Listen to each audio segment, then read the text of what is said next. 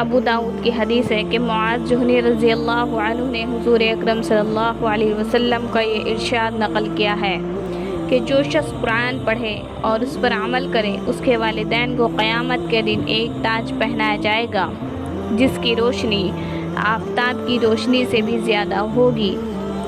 اگر وہ آفتاب تمہارے گھروں میں ہوں پس کیا گمان ہے تمہارا اس شخص کے متعلق جو خود عامل ہے۔ یعنی قرآن پاک کے پڑھنے اور اس پر عمل کرنے کی برکت یہ ہے کہ اس پڑھنے والے کے والدین کو ایسا تاج پہنایا جائے گا جس کی روشنی آفتاب کی روشنی سے بہت زیادہ ہو۔ اگر وہ آفتاب تمہارے گھروں میں ہو یعنی آفتاب اتنی دور سے اس قدر روشنی پھیلاتا ہے، اگر وہ گھر کے اندر آ جائے تو یقیناً بہت زیادہ روشنی اور چمک کا سبب ہوگا۔ تو پڑھنے والے کے والدین کو جو تاج پہنایا جائے گا اس کی روشنی اس روشنی سے بھی زیادہ ہوگی جس کو گھر میں طلوع ہونے والا آفتاب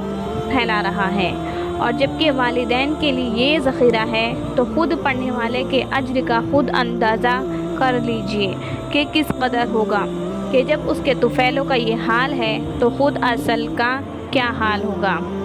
کہ والدین کو یہ اجر صرف اس وجہ سے کہ وہ اس کے وجود یا تعلیم کا سبب ہوئے۔ آفتاب کے گھر میں ہونے سے جو تشبیہ دی گئی ہے اس میں علاوہ ازیں کہ قرب میں روشنی زیادہ محسوس ہوتی ہے،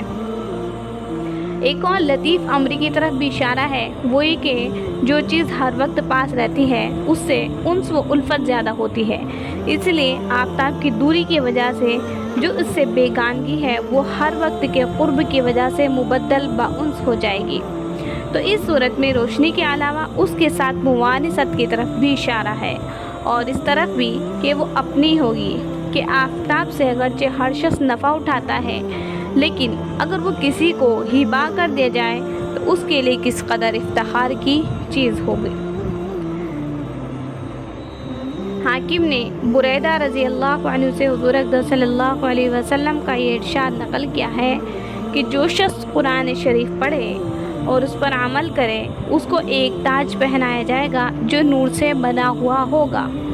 اور اس کے والدین کو ایسے 2 جوڑے پہنائے جائیں گے کہ تمام دنیا ان کا مقابلہ نہیں کر سکتی۔ وہ عرض کریں گے یا اللہ یہ جوڑے کس صلے میں ہیں؟ تو ارشاد ہوگا تمہارے بچے کے قرآن شریف پڑھنے کے عوض میں۔